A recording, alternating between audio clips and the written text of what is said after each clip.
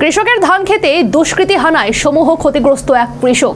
ক্ষতিগ্রস্ত কৃষক পরিবারের পাশে কৃষিমন্ত্রীর সাহায্যের আশ্বাস, একই সাথে দুষ্কৃতীদের বিরুদ্ধে ব্যবস্থা গ্রহণের নির্দেশ। সম্প্রতি সিমনা বিধানসভার ঈশানপুর গ্রাম পঞ্চায়েতের কলেরগড়ের মাঠে ধানের জমিতে দুর্গা মুন্ডার দেড়কানি জমির 80%ই বিষ ঢেলে পুড়িয়ে দেয় কে বা কাহারা। 14 অক্টোবর এই বিষয়ে নিউজ ভ্যানগার্ডের সংবাদ প্রকাশিত হওয়ার পর বিষয়টি কৃষিমন্ত্রী রতনলাল নাথের গোচরে যায়।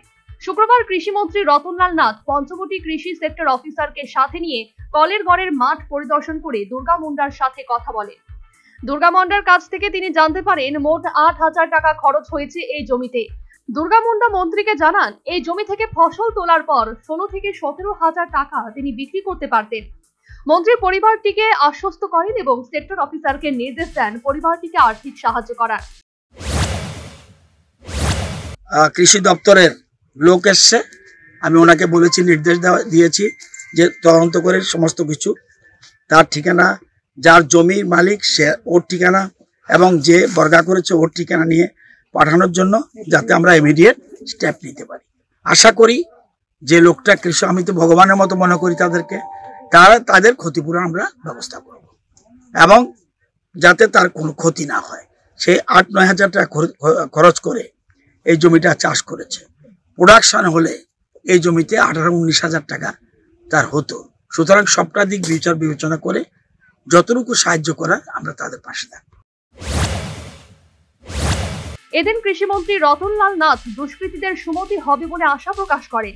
সেই সাথে চরিলামে সংগঠিত এই ধরনের আরো একটি ঘটনার কথা তুলে ধরেন। ঠিক এই ধরনের একটা ঘটনা হচ্ছে কালকে চরিলামে।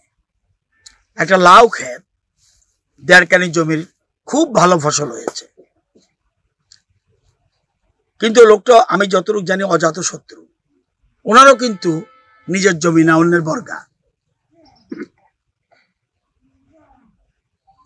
আমাদের সমাজে এখনো এই ধরনের কিছু মানুষ আছে যারা অন্যের ভালো দেখতে পারে না, সমাজের ভালো দেখতে পারে না।